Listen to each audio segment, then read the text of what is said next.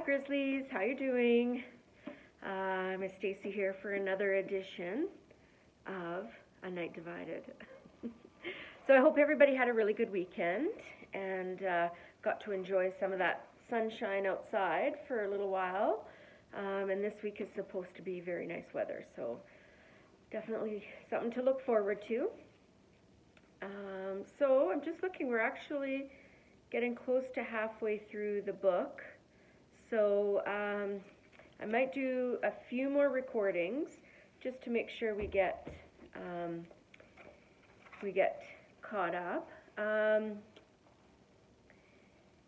Yeah, there still is quite a bit. So I'll probably read a couple of times a day. And so if you guys don't mind listening to me a couple times a day, that would be great, and we'll be able to get through our book. My last day is going to be May 15th. So I will be coming back when you guys come back, but just because there's not really a lot for me to do in the meantime, I'll be just working until May 15th, and then I'll also be at home like you guys. Okay, so chapter 23. Oh, let me back up and refresh our memories of what happened last time. Oh, they ran into her Kraus, right? Oh, they got permission. Okay, yes. Okay, yeah. They did run into her Kraus, but Gerda wrote a letter to Papa, and they also got permission to use the spot that's outside of the welcome house. Okay. Oh, there's a quote on this chapter that looks very interesting. A steady drop will carve the stone. German proverb. So, a steady drop, so I keep thinking like this, will carve the stone. So I believe the meaning to this is if you persevere and keep working at your goal, eventually you will get there. As slow as it was to dig out the rock in the tunnel, at least we had been making progress there.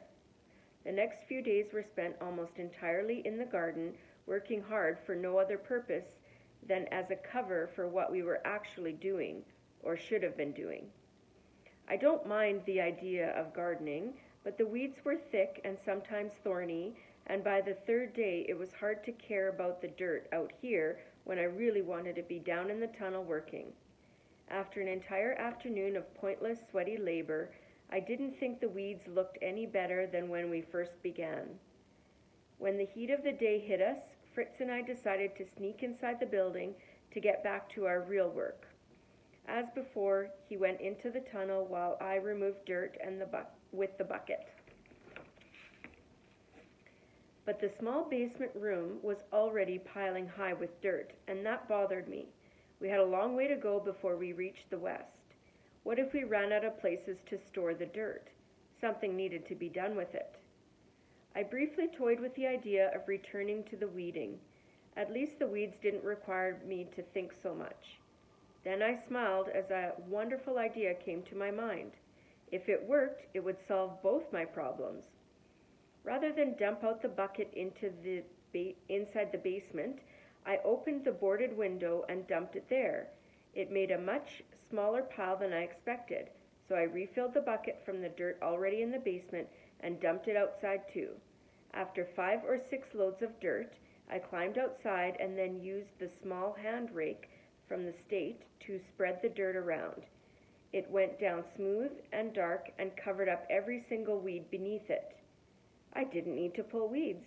I could cover them up. Sure, our vegetable seeds wouldn't grow very well once they hit that hard ground a few centimeters down, but I didn't care about that.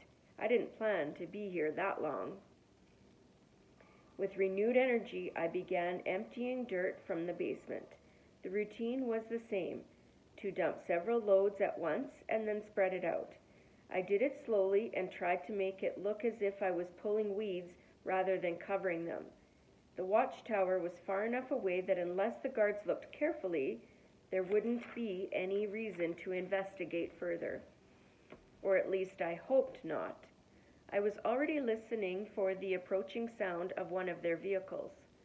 After a while, Fritz called up to ask what I was doing, and when I invited him up to see it for himself, he only chuckled and brushed his hand across my head. "Trust you to do so much hard work to get out of other work," he said.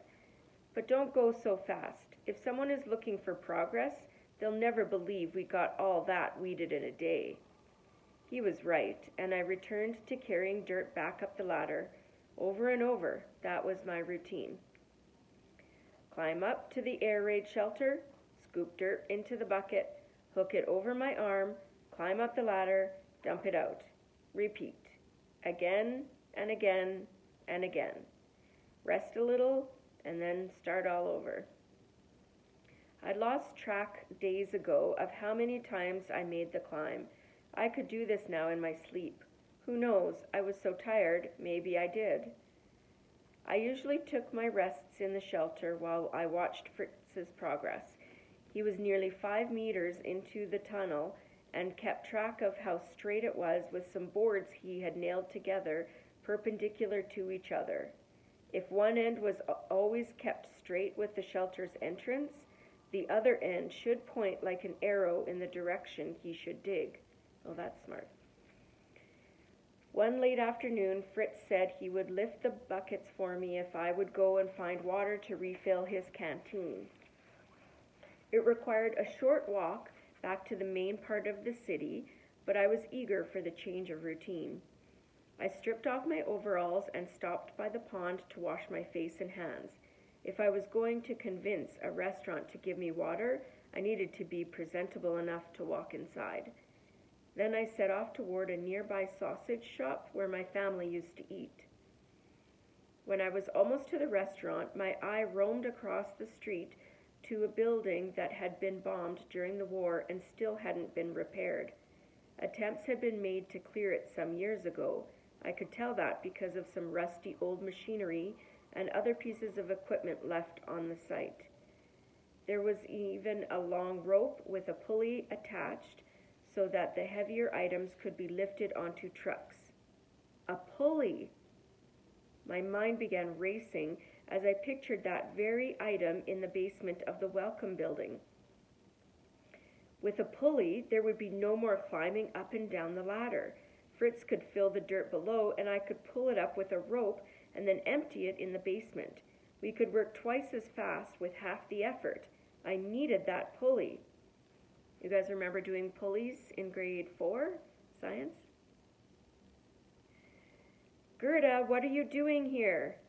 I swerved around and saw that Anna had come up behind me. Her mother was already seated inside the restaurant where I intended to get water, though I hadn't noticed either one of them before now.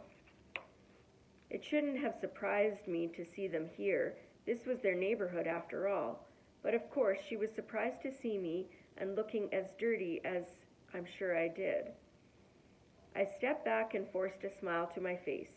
Fritz and I are gardening like I told you about earlier. I just came to refill our canteens.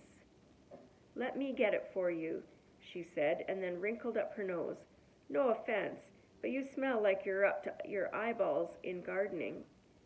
That was true enough in a way. I handed her our canteens and she took them inside while I waited, trying as hard as I could not to look at the pulley on the other side of the street. It was only attached by another thick rope. With a good knife, I could cut it free. But when? Certainly not on a day as busy as this one. The problem was that in this neighborhood, every day was busy. It was only at night, after curfew, when everything went quiet. After a few minutes, Anna emerged with full canteens of water, so cold I could feel it through the metal. I wanted to gulp down an entire one right now. Thank you, I said rather awkwardly. She called out a "You're welcome" as I walked away, which thoroughly confused me. Were we friends again? Why? Nothing had changed, unless it had changed on her end. Maybe the Stasi had decided to leave her family alone, and she felt safe to be friends with me again. I didn't know if I was ready for that. After all, she had treated me horribly over the last couple of months, and I had much bigger things on my mind than anyone's friendship, which included a need to get into her apartment, I reminded myself. For the sake of the tunnel, I would have to make things good between us, and soon. But in the meantime, I had a pulley to steal.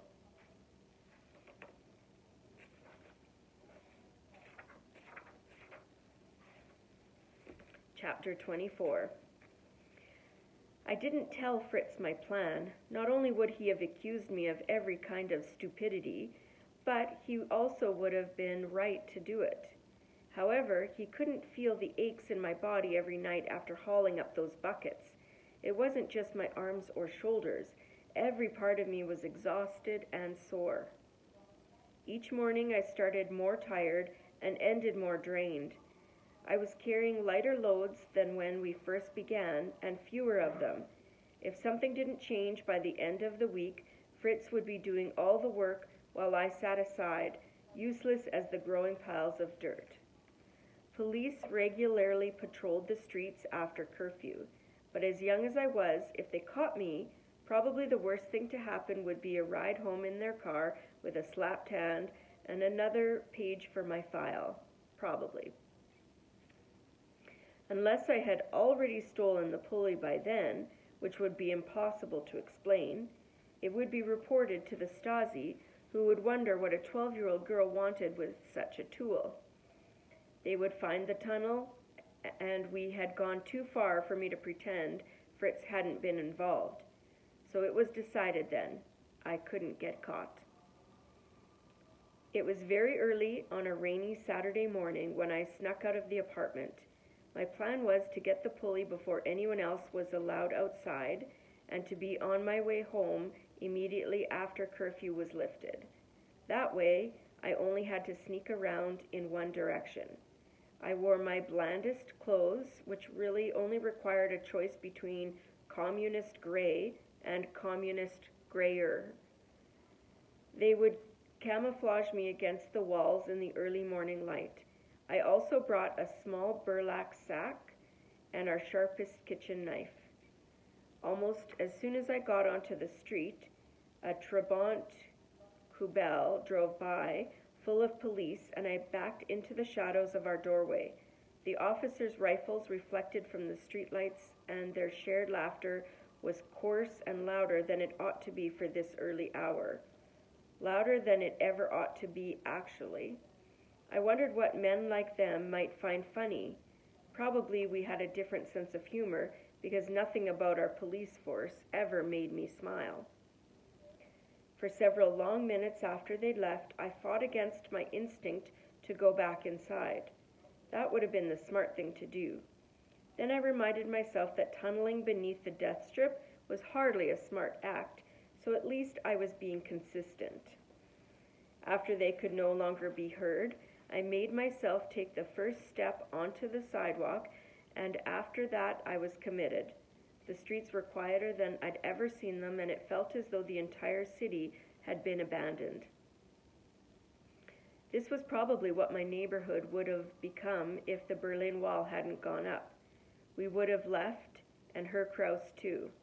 A family who lived below us also had plans to leave once. I was sure there were others.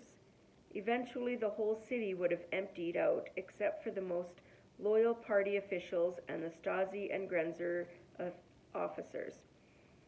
Or what did I know? Maybe they would have left too, given the chance.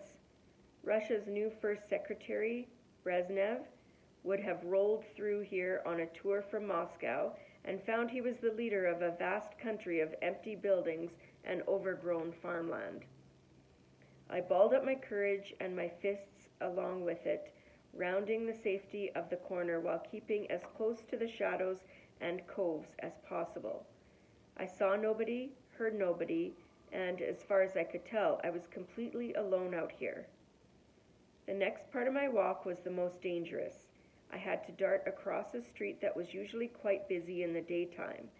The rain would help, but it wasn't falling hard enough for a full camouflage, and even at a full sprint, it would take me 2 or 3 seconds to cross this wide street. I stayed hidden at the corner for several minutes, steeling my nerves. Even through the heavy clouds, the sky was already growing lighter. I had to run.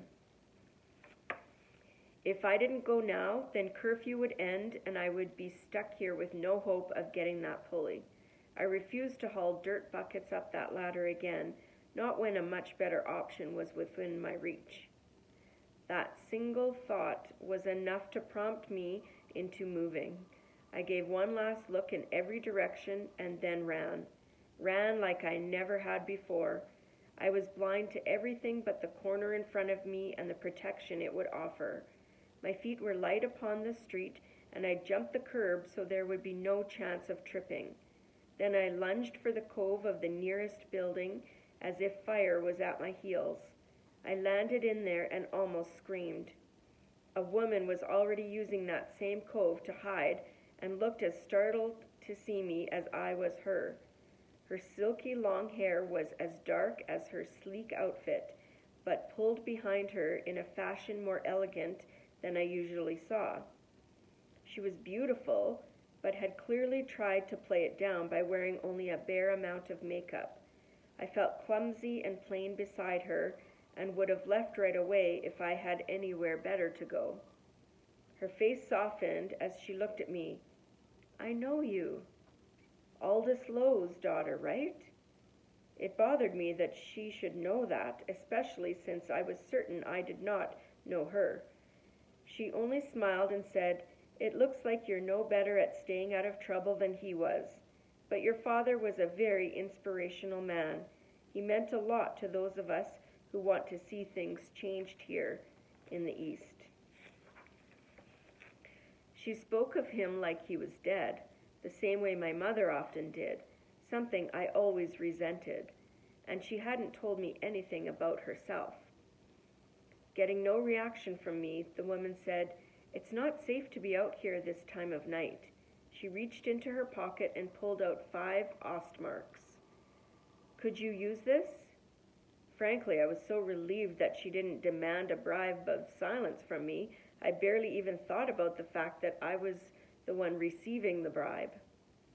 She smiled when I nodded and pressed the money into my hand, then added, "Shall we agree not to have seen each other then?" "Agreed," I mumbled. And she ran off the way I had just come, while I darted in the other direction. My mind burned with curiosity for who that woman was and how she knew my father, but there was a much stronger urge for me to get to that pulley.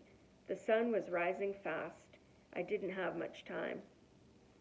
About 15 minutes later, I reached the neighborhood with the pulley. Since it was a weekend, several of the stores would be closed today, and I had some time before the rest opened. Many of the residents here would have already left for the countryside, drowning their troubles in a bottle of Pilsner. I hoped those who remained were sleeping in late.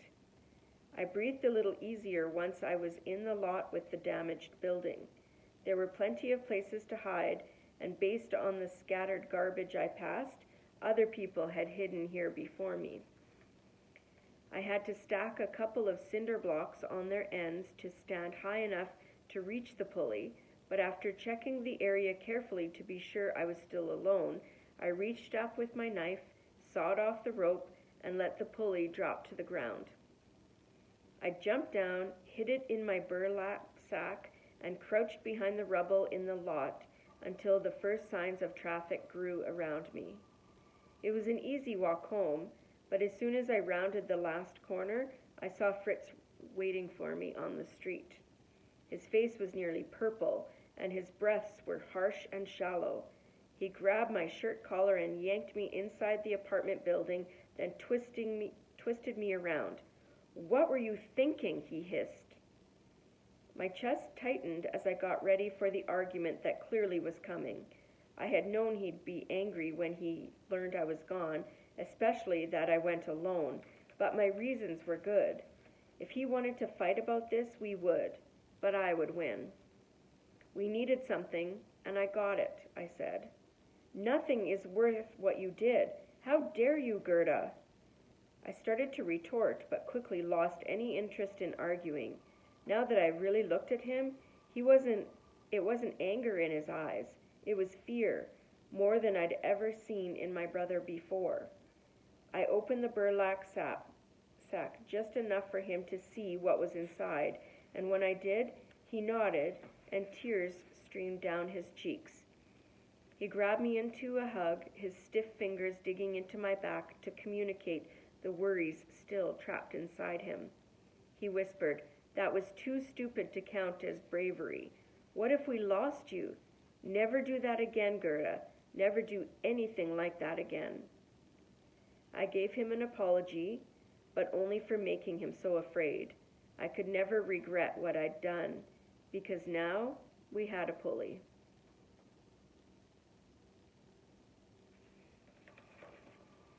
Oh, I miss having all of you guys here where I can go.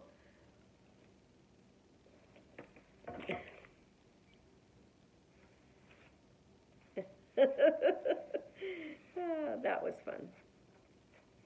Okay, so I think actually now we are at halfway. So yeah, it's Monday. I hope you guys have a good week. And I also know what you've been thinking. Miss Stacy, you look much younger. And that's because over the weekend, I got my husband to pick me up a box of hair dye, and I colored my grays.